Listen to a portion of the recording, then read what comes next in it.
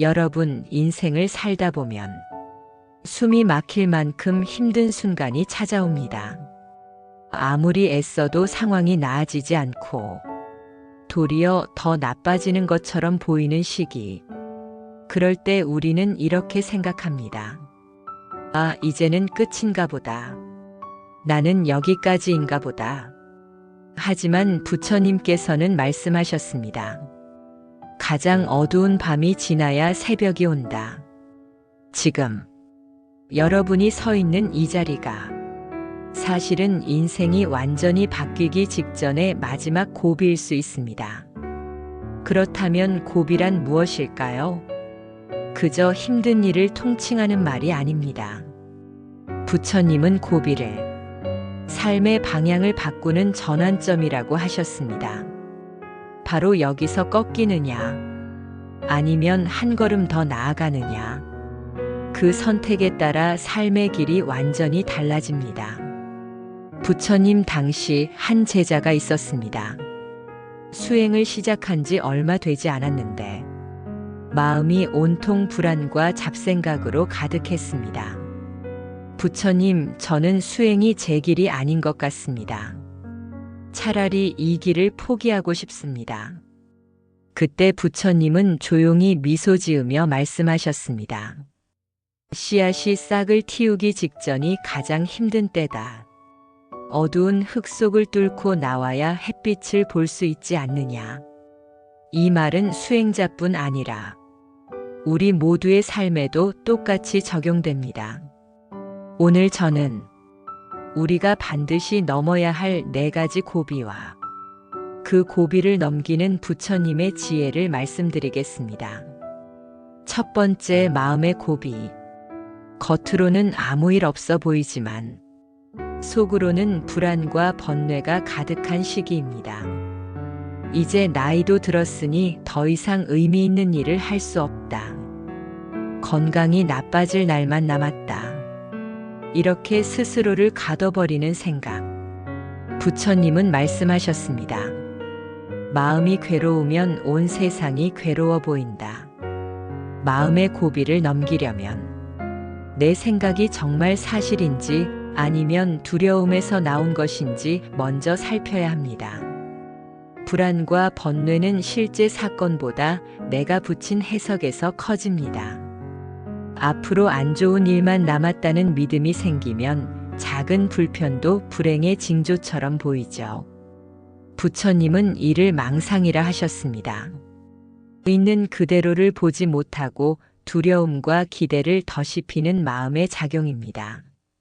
이때 필요한 건 생각을 잠시 내려놓고 지금의 사실을 바라보는 연습입니다. 나는 늙었다 대신 나는 오늘 숨 쉬고 있다, 걷고 있다, 대화하고 있다로 보는 것이죠.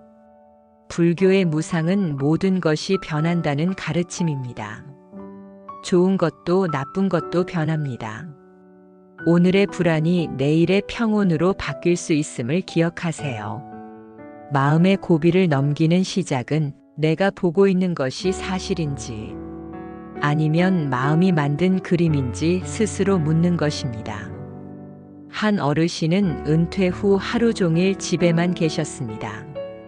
하루가 너무 길게 느껴지고 몸은 멀쩡한데도 병이 난 것 같았습니다. 그러던 어느 날 그분은 매일 아침 동네 공원을 한 바퀴 도는 습관을 만들었습니다. 꽃이 피고 지는 모습을 보며 깨달았습니다. 이 작은 기쁨을 내가 왜 놓치고 있었을까? 마음의 고비는 거창한 성공이 아니라 이렇게 작은 기쁨과 감사로도 넘을 수 있습니다. 두 번째, 관계의 고비. 관계의 고비는 아주 은근하고 무겁습니다. 가족, 친구, 이웃. 가까운 사람일수록 기대가 크고 그 기대가 어긋날 때 상처도 깊습니다. 자식과의 갈등, 형제와의 오해, 오래된 친구와의 서운함. 이런 마음의 매듭은 시간이 지나면 풀릴 것 같지만 대부분은 더 단단히 엉켜버립니다. 부처님은 말씀하셨습니다. 원망을 품는 것은 뜨거운 숯을 손에 쥐고 있는 것과 같다. 그 숯은 결국 나를 대게 한다. 관계에서 생긴 상처는 상대보다 먼저 나를 괴롭히는 불씨가 됩니다. 기대가 크면 실망도 커지고 실망이 쌓이면 원망으로 변하죠. 부처님은 원망을 내려놓는 길을 마음 비우기에서 찾으셨습니다. 비운다는 건 억지로 잊거나 무조건 참는 것이 아닙니다. 그 감정이 내 안에서 어떻게 자라고 있는지 있는 그대로 바라보는 것입니다.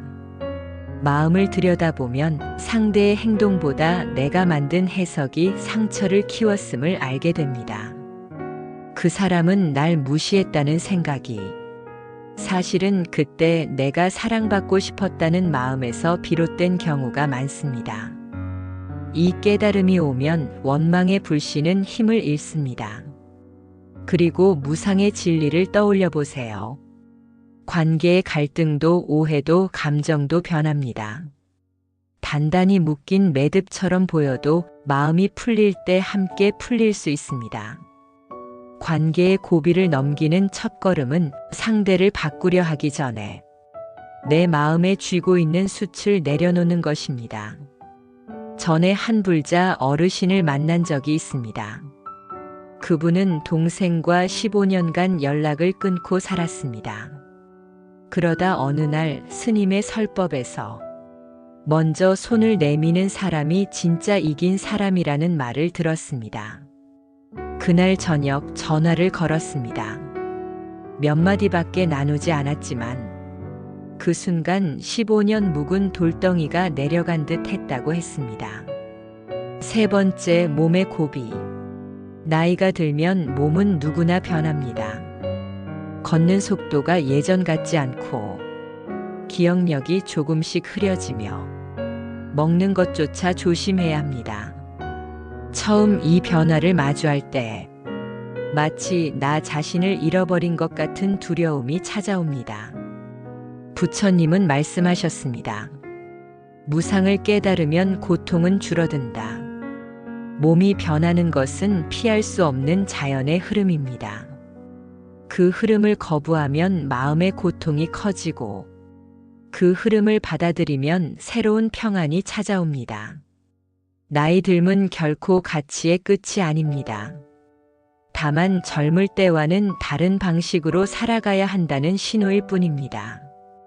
부처님은 변화를 거스르려는 집착이 괴로움의 뿌리라고 하셨습니다. 몸의 불편을 인정하지 않고 예전처럼 살려고 애쓰면 작은 불편도 큰 상실처럼 느껴집니다. 반대로 변화 속에서 새로운 가능성을 찾으면 마음은 가벼워집니다. 걷는 속도가 느려졌다면 그만큼 더 많은 풍경을 볼 수 있습니다. 기억이 예전 같지 않다면 메모와 대화를 통해 관계가 더 깊어질 수 있습니다. 무상의 가르침은 모든 것은 변한다는 사실을 두려움이 아니라 지혜로 받아들이게 합니다. 변화는 끝이 아니라 다른 형태의 삶이 시작되는 과정입니다. 몸이 변할 때 그것을 이름으로 볼지 아니면 새로운 배움으로 볼지는 전적으로 내 마음에 달려 있습니다. 부처님의 제자 중 한 명이 있었습니다. 그는 젊었을 때는 누구보다 빠르고 강했지만 세월이 흐르자 병이 잦고 움직임이 느려졌습니다. 그 제자는 부처님께 하소연했습니다. 저는 더 이상 예전처럼 수행할 수 없습니다. 그러자 부처님은 말씀하셨습니다. 강물이 굽이치면 속도는 느려지지만 그곳에는 고요한 물살이 생겨 생명이 깃든다. 너의 몸이 느려진 것은 새로운 수행을 위한 시간이다. 네 번째, 삶의 의미의 고비. 은퇴나 자녀 독립 이후 갑자기 하루가 너무 길게 느껴지고 내가 어디에 필요한 사람인지 모르겠다고 느껴집니다. 그 순간은 마치 바닷물이 빠진 갯벌처럼 텅 빈 마음만 남게 합니다. 부처님은 말씀하셨습니다. 남을 이롭게 하는 것이 곧 나를 이롭게 하는 길이다. 마음이 허전할 때 가장 빠른 치유는 다시 누군가에게 필요한 사람이 되는 것입니다. 그것은 거창한 봉사가 아니어도 됩니다. 이웃에게 안부를 묻는 한마디, 가족을 위한 작은 준비, 동네 아이에게 건네는 웃음도 모두 이로움이 됩니다. 부처님은 자비를 행동으로 옮길 때 마음의 공허가 사라진다고 하셨습니다. 남을 위해 베푸는 마음은 결국 내 존재의 의미를 확인하게 만들죠. 바닷물이 빠진 갯벌에도 작은 생명들이 살아 숨쉬듯 겉보기엔 비어 보여도 마음속에는 여전히 사랑과 지혜의 씨앗이 있습니다. 그 씨앗이 자라려면 누군가를 향해 마음을 열고 손을 내미는 순간이 필요합니다. 하루가 길게만 느껴질 때 그 시간에 누구를 위해 무엇을 할 수 있을까 질문해 보세요. 그 질문이 당신의 빈 마음을 다시 채워줄 것입니다. 부처님 당시에 어느 노승이 있었습니다. 그는 나이가 많아 예전처럼 설법이나 노동을 할 수 없었습니다. 하지만 그는 매일 새벽 절에 마당을 쓸며 오는 이에게 미소로 맞이했습니다. 사람들은 그 미소와 인사 덕분에 절에 오는 발걸음이 가벼워졌다고 말했습니다. 그 노승은 자신이 대단한 일을 하고 있다고 생각하지 않았지만 그의 존재 자체가 다른 이에게 큰 힘이 되었습니다. 이 네 가지 고비, 마음의 고비, 관계의 고비, 몸의 고비, 삶의 의미의 고비. 이 중 하나 혹은 여러 가지를 여러분은 지금 동시에 겪고 있을지도 모릅니다. 부처님은 말씀하셨습니다. 고비는 길을 막는 벽이 아니라 길을 바꾸라는 안내판이다. 지금의 고비가 바로 인생이 완전히 바뀌기 직전의 마지막 문턱일 수 있습니다. 고비 앞에서 멈춰 서면 그 자리는 막다른 길처럼 느껴집니다. 하지만 한 걸음만 시선을 옮기면 그곳은 다른 길로 들어서는 갈림길이 됩니다. 마음의 고비는 나를 더 깊이 들여다보게 하고 관계의 고비는 사랑과 이해의 폭을 넓혀주며 몸의 고비는 새로운 삶의 속도를 가르쳐주고 삶의 의미의 고비는 내가 진정 원하는 방향을 찾게 합니다. 부처님의 가르침은 고비를 없애는 것이 아니라 그 고비를 깨달음의 계단으로 만드는 길을 알려줍니다. 우리는 그 계단을 오를 때마다 더 넓은 시야와 더 단단한 마음을 얻게 되지요. 혹시 지금 당신 앞에도 하나의 고비가 놓여 있나요? 그것을 벽으로 볼지 안내판으로 볼지는 오직 당신의 선택에 달려 있습니다. 그렇다면 이 고비를 어떻게 넘어야 할까요? 부처님의 지혜 속에서 5가지 길을 찾을 수 있습니다. 첫째, 마음을 흐르게 하라. 마음이 막혔을 때 억지로 밀어내지 말고 강물이 바위를 돌아 흐르듯 자연스럽게 흘려보내야 합니다. 마음을 흘려보낸다는 것은 감정을 억누르거나 없애는 것이 아니라 있는 그대로 알아차리고 머물지 않게 하는 것입니다. 부처님은 마음은 하늘, 감정은 구름이라 하셨습니다. 하늘이 구름을 붙잡지 않듯 감정도 붙들지 않으면 흘러갑니다. 상처를 받았을 때 내가 상처를 느끼고 있구나 하고 인정하면 그 감정은 조금씩 풀립니다. 호흡에 집중하거나 가벼운 산책, 차 한 잔 같은 작은 행동도 멈춰있던 마음의 물길을 다시 엽니다. 강물이 바위를 돌아 흐르듯 마음도 막힘을 억지로 밀지 않고 길을 내면 자연스럽게 다음 흐름을 찾아갑니다. 둘째, 작은 선행을 멈추지 말라. 부처님은 말씀하셨습니다. 작은 선행도 모이면 큰 복이 된다. 미소 한 번, 인사 한마디가 고비 속에서 등불이 된다. 작은 선행은 거창한 희생이 아니라 지금 할 수 있는 작은 마음 씀씀이입니다. 부드러운 인사, 따뜻한 시선, 짧은 안부 한마디가 상대의 하루를 밝히고 내 마음도 따뜻하게 합니다. 부처님은 이런 선행이 쌓이면 스스로도 모르는 사이에 마음이 넉넉해지고 고비를 넘어설 힘이 자란다고 하셨습니다. 작은 등불 하나가 어둠 속 길을 비추듯 작은 선행 하나가 마음의 길을 밝혀줍니다. 셋째, 지금에 머물라. 과거를 붙잡거나 미래를 두려워하지 말고 오늘 하루 이 순간에 집중하십시오.